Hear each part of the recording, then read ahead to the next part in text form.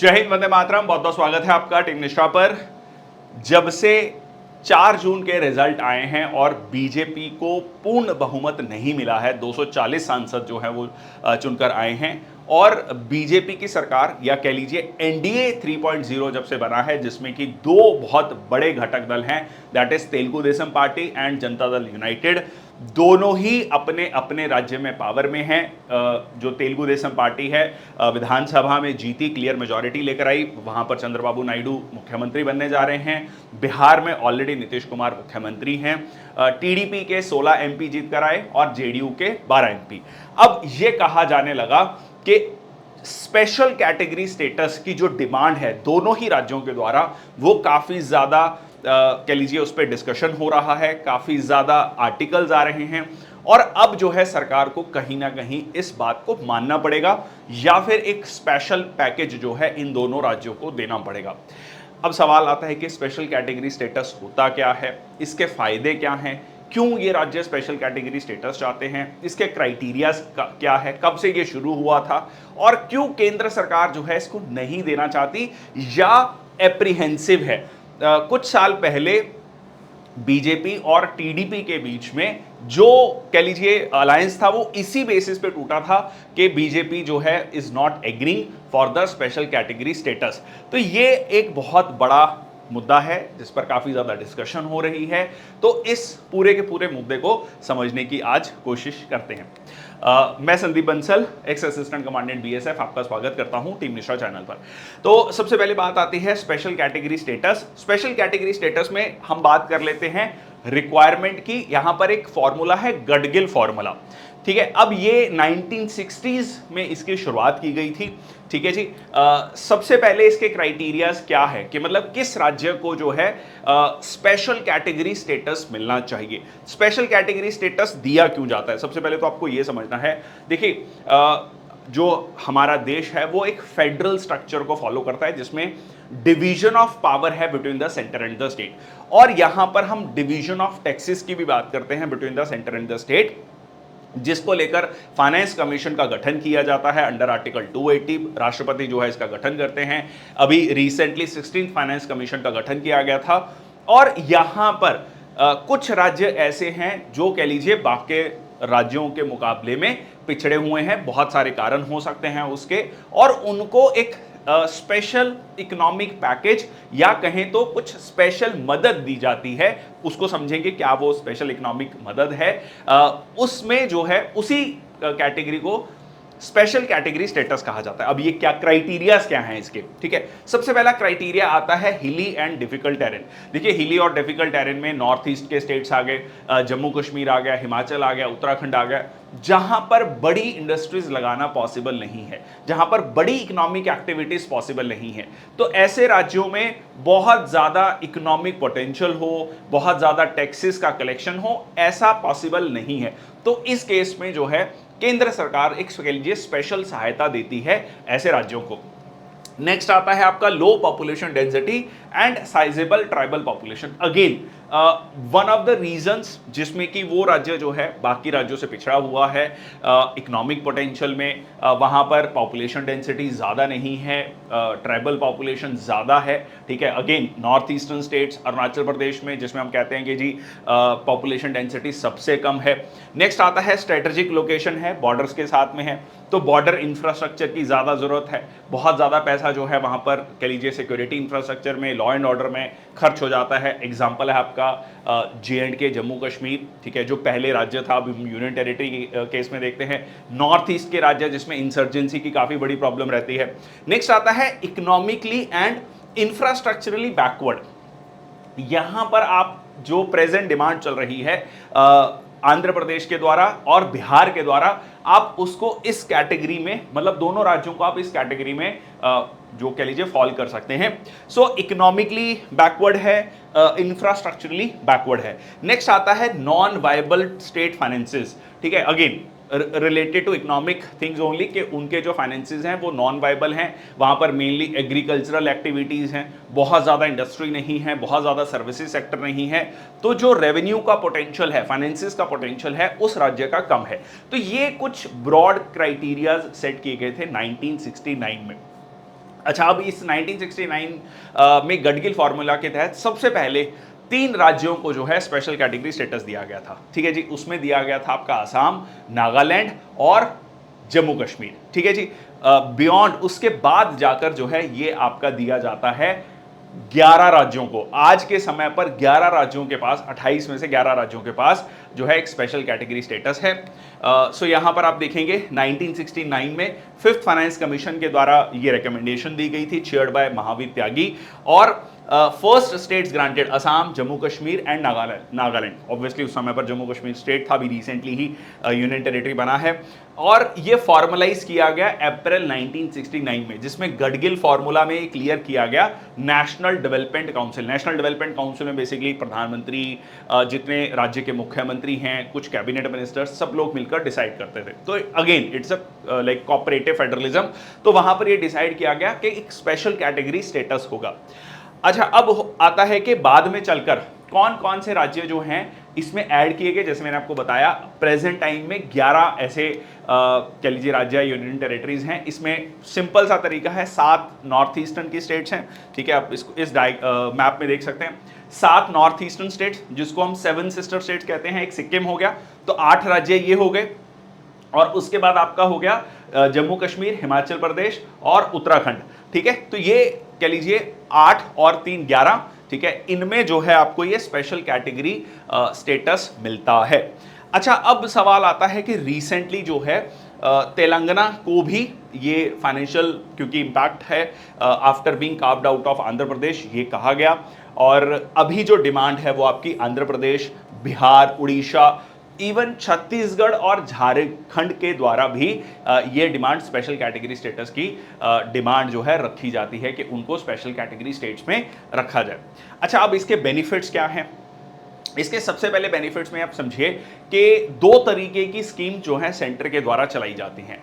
एक को कहा जाता है सेंट्रल सेक्टर स्कीम। ठीक है जी, सेंट्रल सेक्टर स्कीम, जो कि 100% सेंट्रल गवर्नमेंट के द्वारा फंडेड है। तो इसमें तो कोई प्रॉब्लम ही नहीं है, जो जिसमें पैसा है पूरा का पूरा 100% ही सेंट्रल गवर्नमेंट दे रही है। एक जो स्कीम है कही जाती है सेंट्रली स्पॉन्सर्ड स्कीम। ठीक है, सेंट्रली स्पॉन्सर्ड स्कीम। अब ये जो सेंट्रली स्पॉन्सर्ड स्कीम है, जनरली इसमें क्या होता है, सेंटर और स्टेट मिलकर जो है खर्चा करते हैं।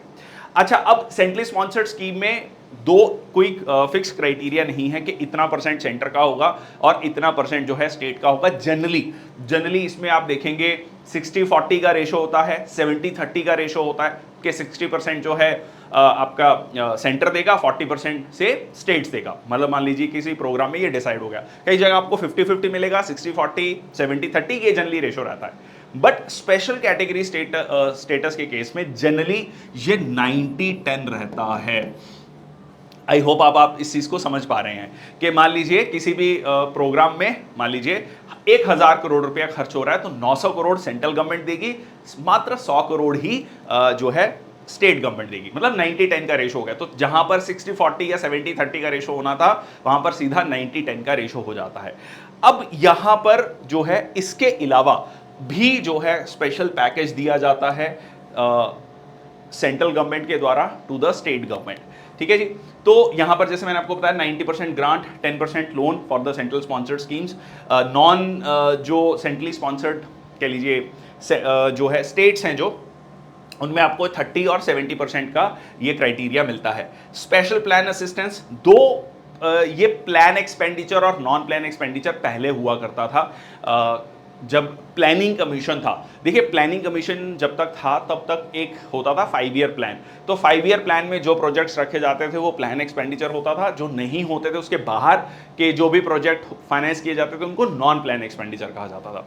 तो उस प्लान एक्सपेंडिचर में भी काफ़ी ज़्यादा पैसा मिलता था। तो इसको, क्योंकि अब जो है प्लानिंग कमीशन नहीं है, 5 ईयर प्लान नहीं है, अब हमारे पास नीति आयोग है, बट स्टिल बहुत सारे प्रोजेक्ट्स में अलग से फंडिंग की जाती है। मान लो कि स्पेशल पैकेज दिया जाता है। अब एक और बहुत इंपॉर्टेंट फायदा क्या है, जनरली क्या होता है कि जब फाइनेंशियल ईयर कंप्लीट होता है, अगर आपने अपने फंड्स को यूज नहीं किया, मान लीजिए एक पर्टिकुलर प्रोग्राम में जो फंड्स मिले वो आपने यूज नहीं किए, तो वो पैसा वापस चला जाएगा। ठीक है, वो आपके अकाउंट से दोबारा से सेंटर के पास जाएगा, फिर दोबारा से एलोकेशन होगा। पर इस केस में ऐसा नहीं होता। स्पेशल कैटेगरी स्टेटस में आपका जो अनस्पेंट फंड है वो लैप्स नहीं होता फाइनेंशियल ईयर के एंड में, बहुत बड़ी बात है। तो वो पैसा आपके कंट्रोल में ही है, उसको आप बाद में जाकर भी खर्च कर सकते हैं। नेक्स्ट आता है कुछ टैक्स कंसेशंस भी जो है यहां पर दिए जाते हैं, बट दो क्योंकि अब जीएसटी आ चुका है तो वो टैक्स कंसेशन वाला कंसेप्ट भी नहीं रहा, बट स्टिल इसके अलावा अलग से सरकार जो है टैक्स कंसेशंस या कुछ बेनिफिट्स दे सकती है स्पेशल कैटेगरी स्टेट्स को। अब बात आती है कि demand by Bihar and Andhra Pradesh. क्या डिमांड है? बिहार क्यों डिमांड कर रहा है, आंध्र प्रदेश क्यों डिमांड कर रहा है? ठीक है जी, क्या मतलब वो इसको लेकर क्या आर्ग्यूमेंट्स रखते हैं? ठीक है, तो इनके आर्ग्यूमेंट्स को हम देख लेते हैं। देखिए, बिहार सबसे पहले ये कहता है कि झारखंड बनने के बाद जो मिनरल रिच एरिया था वो तो झारखंड के पास चला गया, तो हमारे पास जो है बिहार में मेनली जो मेन स्टे है वो एग्रीकल्चर ही है। मतलब एक बड़ी पॉपुलेशन जो है वो एग्रीकल्चर पर निर्भर है, जो कि अगेन रेनफेड है, बहुत ज़्यादा जो है वहाँ पर रेवेन्यू का सोर्स हमारे पास नहीं बचा है, हमारे पास इनकम का सोर्स नहीं बचा है। इसके अलावा ये one of the poorest state है as per the multidimensional poverty index, जिसमें कि 52% पॉपुलेशन जो है lacking proper health, education and living standards. ठीक है, इन ऑल द क्राइटेरियाज जो है, बेशक वो एजुकेशन हो, हेल्थ हो, इंफ्रास्ट्रक्चर हो, उसमें हम इंडस्ट्री या सर्विसेज सेक्टर की बात करें जो कि रेवेन्यू जनरेट करते हैं स्टेट के लिए, उन सब में कहने का मतलब सोशल सेक्टर हो या फाइनेंशियल सेक्टर हो, सब में जो है बिहार काफी ज्यादा पीछे है, पिछड़ा हुआ राज्य है। तो उसको आगे ले जाने के लिए एक स्पेशल पैकेज की हमें जरूरत है। Meets most of the special category status criteria except the hilly terrain. तो हिली टेरेन नहीं है, प्लेन इलाका है, बट बाकी जो क्राइटेरियाज हमने देखे, खासकर जो अगर हम बात करें इंफ्रास्ट्रक्चर की भारी कमी और एजुकेशन हेल्थ की जो है भारी कमी, इंडस्ट्री का ना होना, सर्विसेज सेक्टर का ना होना, ये एक मुख्य कारण है बिहार का स्पेशल कैटेगरी स्टेटस को जो है डिमांड करना। नेक्स्ट आता है आंध्र प्रदेश की। अगर हम बात करें तो आंध्र प्रदेश क्या डिमांड करता है? देखिए, आंध्र प्रदेश ये कहता है कि जब तेलंगाना और आंध्र प्रदेश दो राज्य बने 2014 में, उस समय पर जो सबसे बड़ा कह लीजिए सिटी था, जो टेक्नोलॉजी हब था हैदराबाद, वो चला गया तेलंगाना के पास।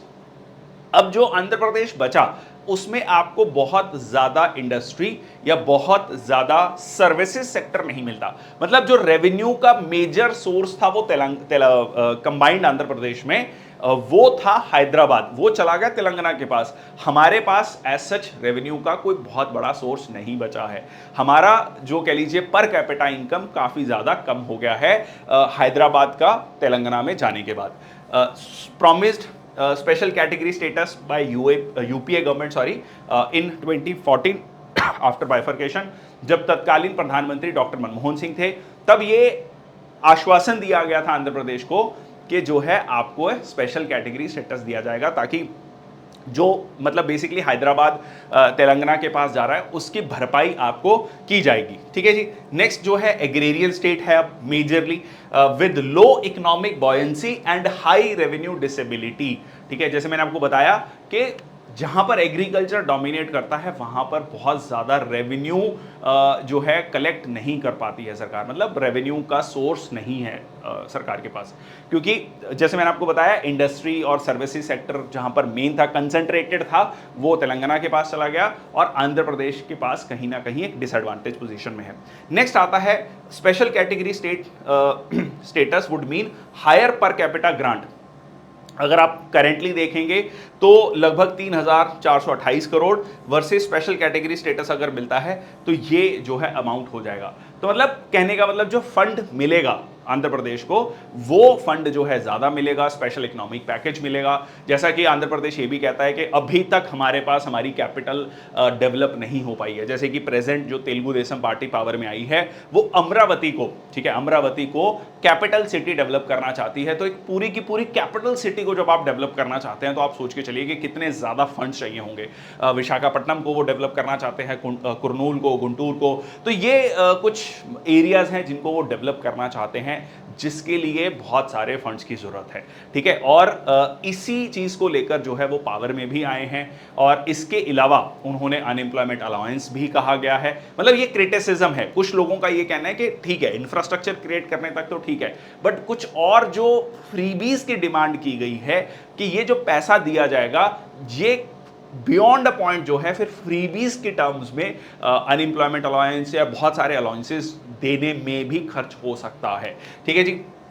अब बात कर लेते हैं फिजिबिलिटी क्या है। देखिए ऑलरेडी जो 14th और 15th फाइनेंस कमीशन है इसमें एक बहुत इंपॉर्टेंट स्टेप लिया गया। अभी रिसेंटली 16th फाइनेंस कमीशन का गठन किया गया था। इसके चेयरपर्सन कौन है प्लीज आप कमेंट सेक्शन बॉक्स में जरूर लिखिएगा, ठीक है। तो 14th और 15th फाइनेंस कमीशन में, खासकर 14th फाइनेंस कमीशन में एक बहुत ड्रास्टिक चेंज किया गया था। इन्होंने क्या किया कि जो सेंटर और स्टेट जो टैक्स कलेक्ट होता है, रेवेन्यू कलेक्ट होता है, उसमें पहले जो है स्टेट का जो शेयर हुआ करता था वो 32% था, जो कि 14th फाइनेंस कमीशन ने बढ़ाकर 42% कर दिया था। तो आप मान के चलिए कि मतलब बहुत ड्रास्टिक चेंज है ये, 32% से 42%। 15th फाइनेंस कमीशन ने भी इसको लगभग सेम रखा, 41% रखा। तो मतलब आप मान के चलिए कि जो एक समय पे 32% के लगभग टोटल टैक्स का ही शेयर स्टेट को मिला करता था, वो अब 41% के लगभग है। अच्छा, अब इससे होता क्या है? अब इससे फाइनेंस कमीशन का ये कहना है कि ये जो डिमांड है ये कहीं ना कहीं पॉलिटिकल है, ठीक है। जहां पर आपकी सरकार है उसको आपने स्पेशल कैटेगरी स्टेटस दे दिया या स्पेशल पैकेज दे दिया, तो जो नॉन स्पेशल कैटेगरी स्टेटस वाली स्टेट्स हैं उनको कहीं ना कहीं ये फील होता है कि हमारे साथ एक डिसएडवांटेजेस पोजीशन में हैं हम, और इस तरीके से स्टेट के फाइनेंसिस, सेंटर के फाइनेंसिस पर बहुत ज़्यादा प्रेशर पड़ेगा। जो हम फिस्कल डेफिसिट को कम करना चाहते हैं वो नहीं कर पाएंगे। तो ये कुछ इसको लेकर चैलेंजेस हैं। 14th फाइनेंस कमीशन ने क्या कहा? Special category status a burden on central resources. उन्होंने कहा कि इसको रिजेक्ट करना चाहिए, कोई स्पेशल कैटेगरी स्टेटस और ज़्यादा किसी स्टेट को नहीं मिलना चाहिए। इससे बेटर ये है कि सबकी जो डिवॉल्यूशन है टैक्सेस की, ठीक है, जो उनका शेयर है वो बढ़ा दिया जाए, ठीक है, और उनको परफॉर्मेंस बेस्ड जो है टैक्सेस का डेवोल्यूशन करना या उनको पैकेज देना चाहिए। सिर्फ पॉलिटिकल कह लीजिए कंपल्शंस की वजह से ये नहीं होना चाहिए। सो ऑल्टरनेटिव क्या है? इंक्रीज टैक्स डेवोल्यूशन, जैसे मैंने आपको बताया 42% कर दिया है।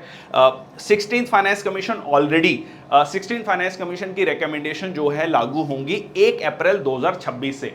तो अभी 16th फाइनेंस कमीशन की रिकमेंडेशंस में कह लीजिए वो बातचीत करेगा अलग अलग राज्यों से।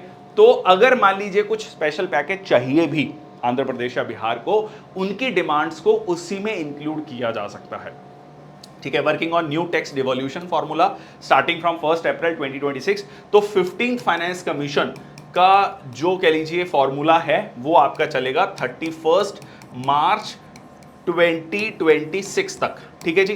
तो इससे जो है एक सिंप्लीफाइड तरीका हो ताकि जो जिनको स्पेशल कैटेगरी स्टेटस नहीं मिला उनको भी इस तरीके से डिसएडवांटेजेस पोजीशन में नहीं आना चाहिए, या उनको ऐसा ना लगे कि हमारे साथ कहीं ना कहीं भेदभाव हो रहा है।